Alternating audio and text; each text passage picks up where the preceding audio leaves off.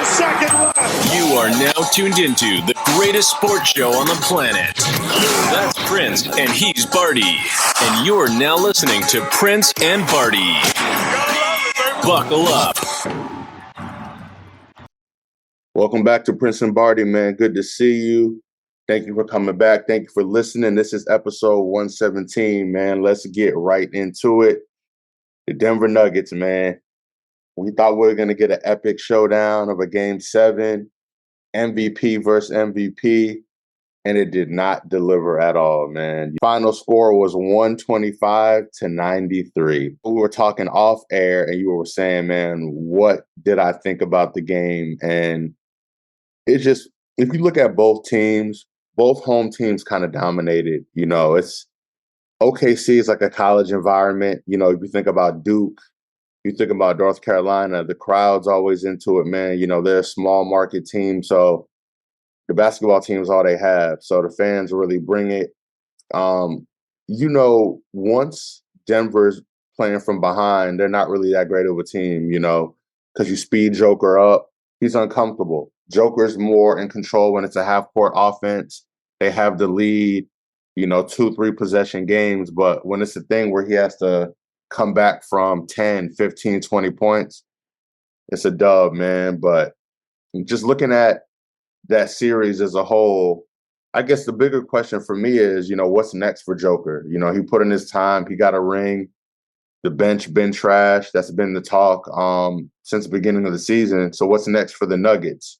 You know, when I look at the series itself, number one, we know who the best player was in the series. Even though the MVP may be on OKC, the best player in the series was the Joker. Great numbers he put up. But when you look at a team, it kind of reminds me of Michael with the 63, LeBron in the finals versus the Warriors. You're asking one person to do much. Everybody's a human. Michael didn't look like the winning savant till he had a Scottie Pippen. LeBron didn't look like a winning savant till he had Kyrie, AD, or Dwayne Wade. You have to have that. So where was Jamal Murray? Where was Aaron Gordon? Where was Russell Westbrook? You can't expect Joker to be the catalyst in all your wins. And then even when you look at Jordan had games where Scottie was the high point man, or Kukoc was the high point man. He was the one that closed, but there's been games where somebody else was the high point man or somebody was the catalyst. In a 7-game series, you need other catalysts to win. Now, going forward for the Joker, I mean, what can we say about the Joker? I mean, we've heard it several times on this show, out of your mouth, of course. And I'm not saying that I don't agree. I agree 100%. He's a Hall of Famer. He may be top 10 all time, even top 5. You can argue top 5 with his resume. So there's not much you can say about him other than what we say for most big men. How many big men really have multiple rings? You know, that list is very interesting when you look at it. I could probably put maybe 2 or 3 centers that have like more than 3 rings. The great Akeem Olajuwon had 2 rings? Shaq 3, Bill Russell 11, Kareem Abdul-Jabbar 6. So the parity in the league always shows, and we've seen now that it's a little man's game. It's not a big man's game anymore. The thing I like about it though is the NBA is becoming like the NFL, and what I mean by that, there's parity. We saw who won last year, and the Celtics are not here now. Now we have 4 teams. No one's won a championship. Yeah. Do you know when you look at these teams too, Prince? And one thing that jumps out the table that I like, how many people got rings on these teams? Really have rings. And it's only 2 people, Rick Carlisle and Alex Cruz. Wow, that's a great point. Yeah, I mean, and the only franchise that's won is the Knicks. You know, If you want to get real technical as well. But yeah, I agree, man. You know, it's all about the bench. You know, we saw that with Golden State. We saw that with a lot of these teams. You know, you can have, it's like you said, it's parity. It's changing every year. Remember, the big 3 was the way before. You needed 2 players, the Jordan and Pippen days. Then you needed 3. Now you need a bench. So, like, the goalpost is always changing in the league. Gonna be interesting, man. You know, you're playing Mike. A lot of injuries. You know, Michael Porter Jr. had a shoulder injury. Obviously, Aaron Gordon tried to go off that hamstring, but it wasn't enough. But I don't know, man. I think Joker's going to be good because a lot of people want to play with him. They like the joy he plays with. They know they're going to get the ball.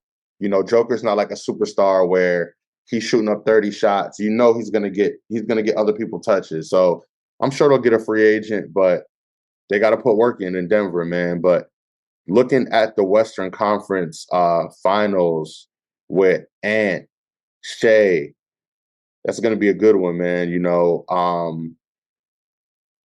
I know a lot of me and my family, it's split. You know, I'm more of an Ant guy. I'm a hybrid guy because I like Shea as well. So let me not say I'm all the way Ant guy, but there's people who think Shea is a regular season player. You know, they look at him like a Peyton Manning with no ring. You know, he's putting up great numbers, but when it's time to win, he doesn't. And I think he showed that with the Denver series that he got over that hump. You know, because if Shea would have lost to Joker, ooh, you know his legacy would have took a hit, man.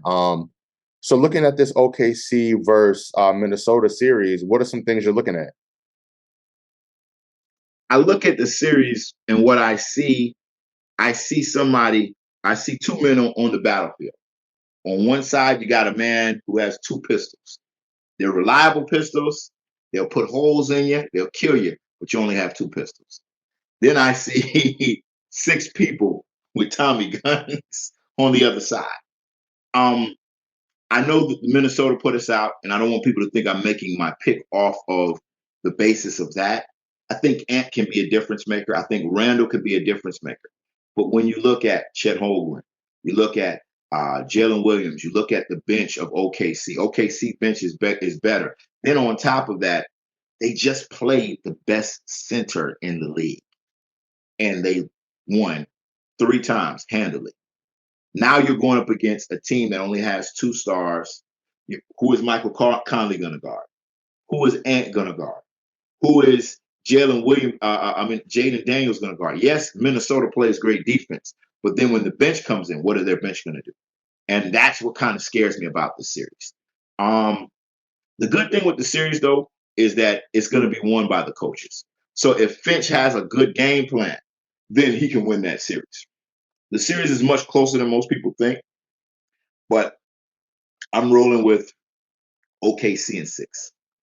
No, it's I think for me, my heart wants to say Ant. You know, I'm from that Jordan and Kobe school, that killer school of, you know, he's next in line in terms of that play style. So we always want Ant to thrive. But my mind is telling me OKC as well, man. They're a well-oiled machine, man. They've gone through ups and downs. Like you saw, they got blown out in against Joker. Shea smiling. You know, they're confident at their bounce back. Jalen Williams struggled. He had like 4 points. Internet's killing him. He comes back and has a great closeout game. So these young boys aren't rattled.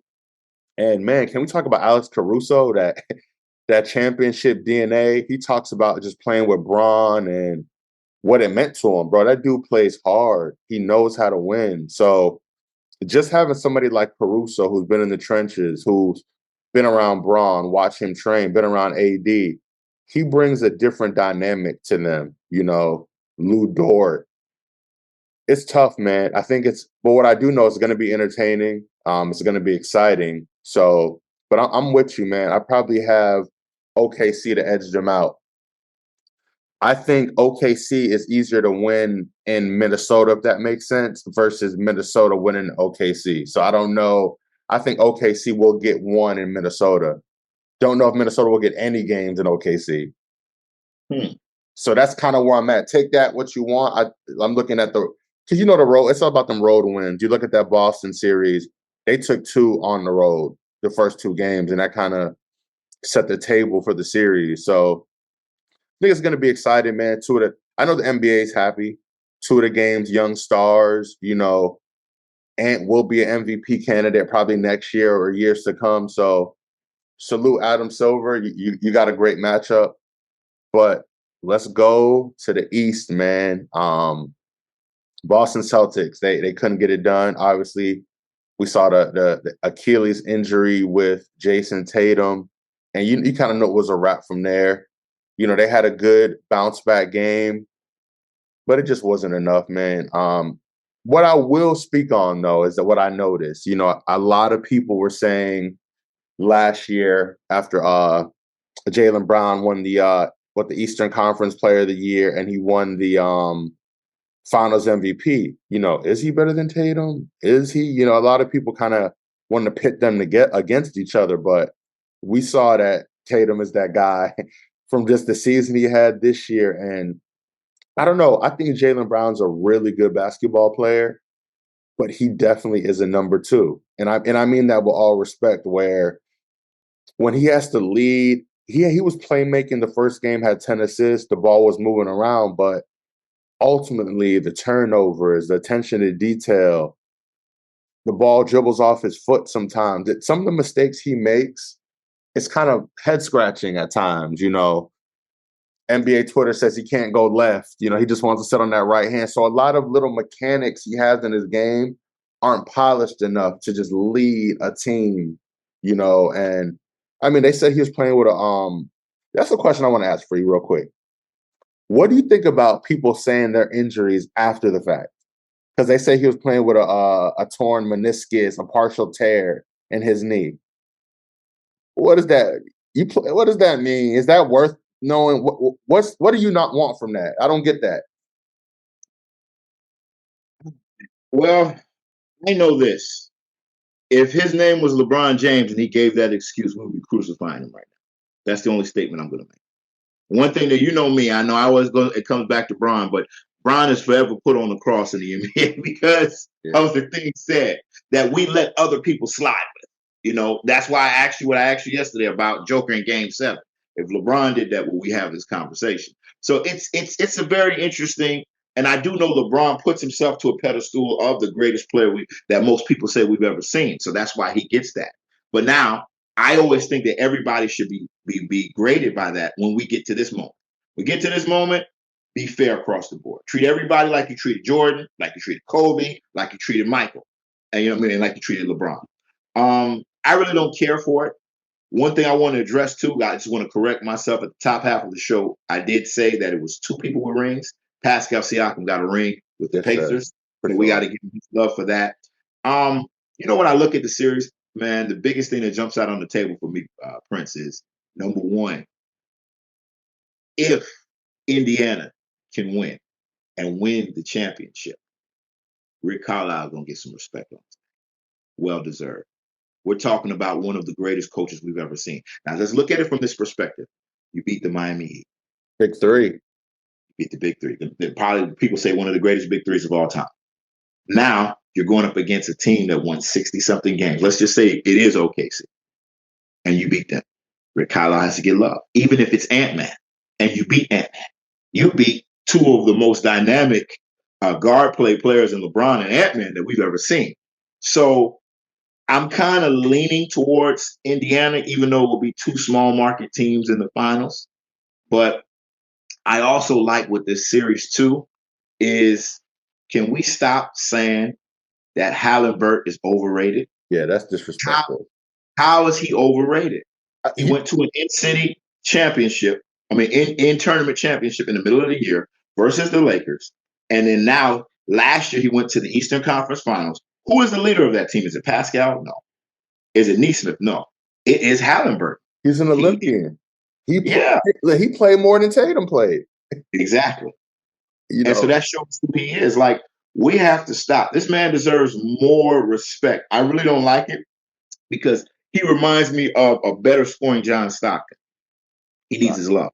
I can see that. Now, let's go back to your other point with Carlisle. No, Carlisle is a great coach. But I think for me, when I realized, I'm going to use Stephen A's cause to pause, remember, Carlisle left Luka. Let's talk about it. See, people don't talk about that. Carlisle left Luka Doncic. We could talk about the Nico move. Forget that. Rick Carlisle said, you know what? I don't like this young man's attitude. I can't get through to him. I'm not really into his style of play. Who leaves? Let's talk about it. Everybody believes Luka's going to be a top 15, 20 player. That's what we universally agree on when he's done. Who leaves a player of that caliber early and is like, I'm good? At the time, we thought Rick Carlisle was crazy. walked away, ended up getting the Indiana job. Now look where he's bringing them, right? I know Dirk was high on Carlisle. Obviously, he got Dirk a ring. You know, Dirk's heavy in the Mavericks organization. You know, Luka being that mentor. Carlisle's like, look, man, this kid's uncoachable. So I think for me, forget the Nico slander. Oh, he's overweight. He drinks beers. He smokes hookah. It was more Rick Carlisle had Jason Kidd. He had that great run. And he looked at Luka like, I'm good. So that's more of what we need to unpack. And I don't know if anybody ever spoke on that, but I think you heard it here first, man. So if Carlisle wins, it's going to be major, dog. Like, it's going to be major. It's going to shake up some of the greatest coaches of all times conversations. I think Indiana's a funky team, man. I compare Indiana to a boxer that's able to switch, you know, go lefty, go righty, southpaw, and go traditional. Because you don't know how to attack them. One day Halliburton could have 20 assists. Next day Siakam could look like Kawhi or All World. So they could switch roles. Siakam could play Scottie Pippen's role, and he could play Jordan's role. Halliburton could play John Stockton, or he could be Reggie Miller and kill you and rip your heart out the end. Then you got Obi Toppin athleticism. You got Neesmith. You got Mathurin. You got Nimhard. You got McConnell. It's so many like funky pieces, and we didn't even talk about Turner yet. So they have a very okay. You know their mom show too, like a YMCA team. You ever play it like at a run where you may come with your boys? And y'all probably better. So I've been in them situations where I'm at the park. We know I could kill, but they put you in a situation where they've been playing every Sunday morning together, and they just moving the ball. Little athletic dude, he's shooting all the threes, and you're like, damn. And they running you off the court. And athletically, you like, man, I could kill these dudes. It's not about that. They moving the ball around. You up. You got game point. These boys ain't stressing. They're gonna lock you up, get a tip, go on a run on you. That's how I look at Indiana, where the Knicks now, my heart, you know, New York, you know that, you know, all my family, all my people, New York Knicks, of course. But I've always been on record saying I don't trust Cat, and I hate the workload Tibbs puts on Jalen Brunson. Mm-hmm. And something's going to meet the road. Something's going to give. You know, we love Josh Hart. You play hard, but is that going to be enough in these next rounds? Because you need points. Brunson has to rest. You know, Karl Towns gets in foul trouble. Once think about Indiana, they'll get you in foul trouble. So I don't know, man. The thing that's interesting, what I look at, the biggest thing I look at is I think that the Knicks are going to miss Steven Shincho. He was their big 3-point maker in the series last year versus Indiana. Remember, they went 7 games with Indiana, and they almost won, but they had injuries. There was injuries to Randall. He wasn't there. There was injuries to Bud Brunson. He got hurt in the 7th game. So DiVincenzo was hitting big threes throughout the series. So I think DiVincenzo can be a catalyst in the other series, but they're missing a big 3-point shooter. Mikal Bridges is not a great 3-point shooter. Hart is decent. Brunson is your best 3-point shooter, but he is a volume shooter. So now what do you do with him? Now mid-range, he's great, but 3-point, he's not great. So it's going to be interesting to see what happens in the series. And I think that Halliburton has proven that he hits clutch shots. So now you have that clutch factor matching up. Halliburton hit it in clutch. Brunson hit it in clutch. Yeah, Brunson is the best clutch player, but Halliburton can make a lot of clutch shots too. So it's going to be a great series.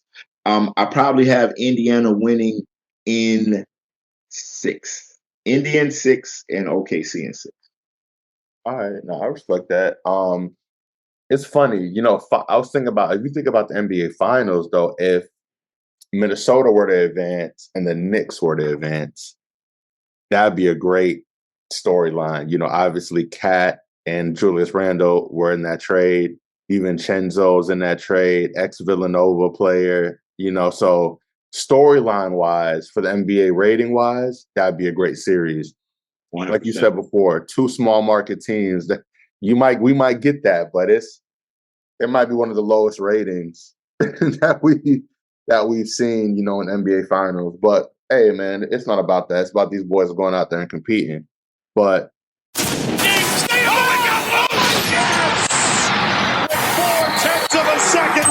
you are now tuned into the greatest sports show on the planet. That's Prince, and he's Barty. And you're now listening to Prince and Barty. Buckle up. I never thought I'd utter these words. The WNBA is back. Respectfully, obviously you got Paige, you got Caitlin, you got Angel Reese, you got Stewie, you got a lot of players, man, that are doing their thing. So they had a great, whoever's handling the scheduling, they finally got it right. They got the rivalry, Caitlin versus Angel. They brought the college rivalry to the WNBA. Caitlin's 4-1, I think, 5-1. She's dominating that matchup, but it got chippy during the game. Caitlin kind of had a hard foul on her. Angel got up. So what do you think about the WNBA from a marketing standpoint of, do they got to keep making these rivalry games for people to tune in? What's their move? I'm going to tell you like this, man. When Braun retires, I'm going to be a Caitlin Clark fan. Caitlin Clark is the truth, man. I'm sorry. You gotta. I don't think people understand how good this young lady is. This young lady is good. I saw the triple double, but she had 4 blocks, so she was playing defense versus one of the physical players in the league of Angel Reese. She was defending 4 blocks. That's it. That's impressive. I'm excited for her. I'm excited for the WNBA. People don't realize this. The WNBA has their LeBron James. They have their storyline. It's Caitlin Clark versus the world. I even got a nickname for her. I got a nickname. Shout out to Rick Ross. Not trying to pull away from what you guys got, but I call her Triple C's. Only reason why I call her Triple C's, her name is Caitlin Clark. She hits threes and she's clutch. Triple C's. She hits threes, man. She does it. So I call her Triple C's. That's what she is. Triple C's for the WNBA. WA has a market. Then you got Paige. Then you got Angel Reese. Like, you have now faces for the WNBA. Like, I'm not gonna lie, Prince. I'm glued to the TV. I watch that game. And you know me, I don't watch a lot of WNBA games. I watched that game on my phone. I pulled it up on my phone on the same site, I go to. Yeah. And I was watching it. And I was saying, man, this game has intensity. Even though it was a blowout, there was intensity. There was a level in the air. It's like, I'm like, I may have to catch me a WNBA game. I may have to take the fam out there. We may have to go catch the game. It's going to be interesting. But yeah, I'm loving what Caitlin is doing. Angel Reese did develop a 3-point shot, so she wants to win too. You look at the WNBA, and there's more stars that we can mention, but the ones that jump out the page is those 3. For sure. It's gonna be a good season. For the fans, it's good. But what it does do for us, though, Prince, is, no disrespect, baseball's lost its prowess. So during the summertime, people don't want to watch sports. What they do, they go to the movies. Now you can say, I might want to go watch Caitlin play. No, I'm be honest with you. I'm going to. I'm making it a promise. I've seen LeBron play in person. I didn't see Michael. I've seen Penny Hardaway in person. I've seen some greats. I've seen Tracy McGrady. I'm going to make sure I go see Caitlin Clark play before I die. That's on my bucket list. No, 100%. Also, we got to show some love to Kelsey Plum. Her LA Sparks debut, LA Sparks, legendary franchise. Her stat line, 37 points, 6 assists, 5 steals, 11 of 19 from the field, 4 for 6 from 3, 11 from free throw. So K Plum been a bucket, man. Her and Stewie are some other OGs that are still doing their thing, still getting buckets. That's what I'm saying, man. The W really, they could do their thing, man. I think the marketing is different. You're seeing them in more commercials. They got the Rival League that was on TNT. My people worked on that show. So there's other avenues now, man. Everything is about marketing, man. It's all about marketing and how that product is presented. You just got to make it exciting. Rivalries, fights, trash talk. Just follow WWE's follow that Vince McMahon playbook, and y'all get them ratings y'all want. The Ice Chick with Barty. He shoots, he scores! Talking all things hockey with the latest news and highlights. Let's stick with the home team, man. Our local Florida Panthers, man. They just they got 9 lives, man. I know before, early on, we're like, are they even going to make the playoffs? They make the playoffs. Can they get back to the cup? They're on the verge of getting back. They're in the final now. So talk to us about just this Florida Panthers team and how they just keep defying the odds. How do they keep getting it done, man? They're always knocking in the final in the Stanley Cup or knocking on the door for the last 3 to 5 years, man. So talk to us about this team and what makes them so resilient. They have a championship DNA in that organization. From the GM down to the coach, down to the stars, they are a championship team. The thing that you look at even in the situation is that you got 2 teams, and Edmonton and the Panthers, who keep going back and back and back and back. The the NHL is looking like the NBA, where you had Golden State and Cleveland keep going back to the big game, whether it be the Western Conference or the Eastern Conference Finals. It looks good. I'm excited for them. I'm excited for South Florida sports. Now, them making it back, we'll see in my next prediction. But as far as what I see, you got to give them their flowers. The fact that they lost 2-0 at home on Friday night to come back and go into Toronto and win. Toronto dropped the ball to give up 6 goals and to lose 6-1. It's disgusting, but you got to give all props to the Florida Panthers. For real, man. We definitely got to get back out there. Them hockey fans are crazy, man.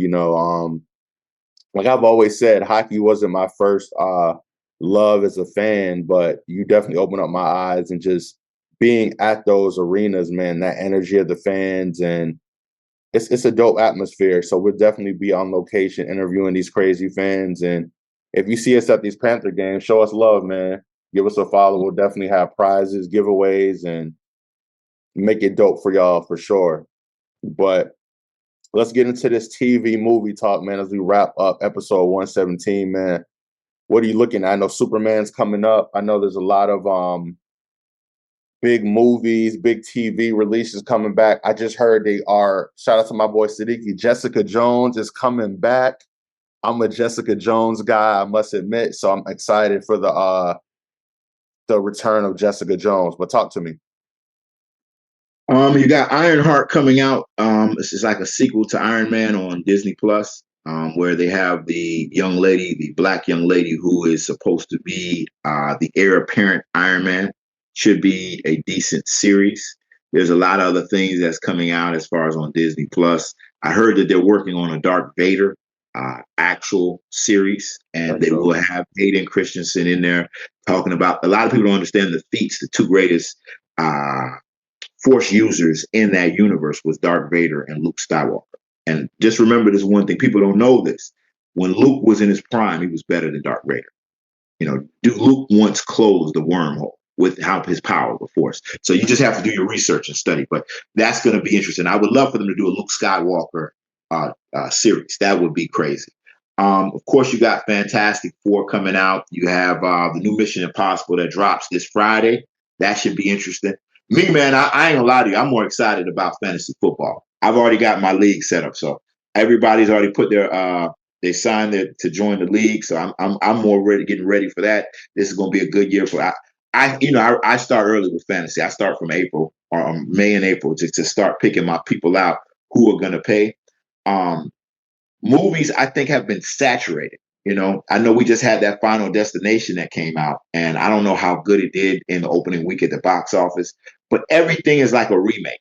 So it's like really the writers are being lazy in Hollywood. I mean, look at all the great movies. All the great movies are a rewrite of Stan Lee, a rewrite of Detective Comics. So it's not really people actually having an innovative mind. Why do you think Ryan Coogler's movie sold so much? We've never seen a movie depicted of vampires in slavery days. It's creative.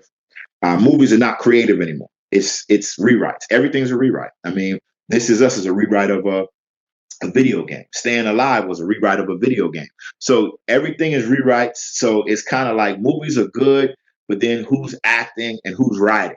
And we don't have a lot of great writers and great actors in the movie game. But I'm excited, man. The summer should be good. Looking forward to whatever's coming out. I'm going to agree with you and Siddiqui. I think the Jessica Jones series is going to be good. But, they had to do it because I think they want to do another Defenders. So don't be surprised if you see another Luke Cage. Don't be surprised if you see another Punisher.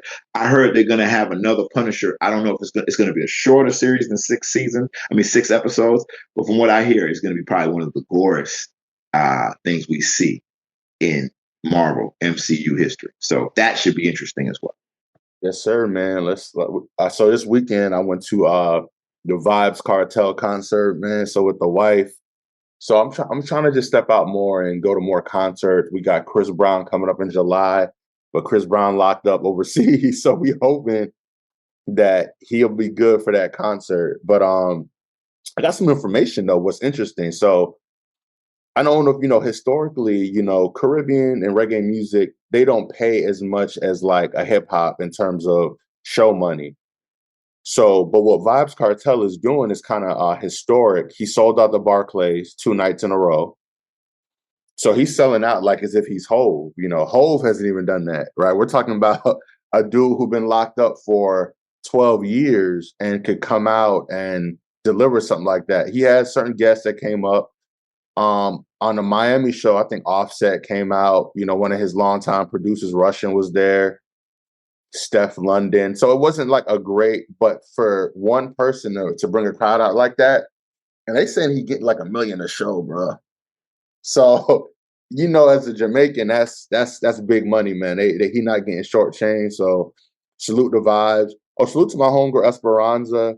Salute to Raphael. They sold him his crib. So a chick I went to, I think middle school with, she sold Vibes Cartel his crib. He lives in Coral Springs. I'm trying to put the man business out there, but I gotta show love to home team.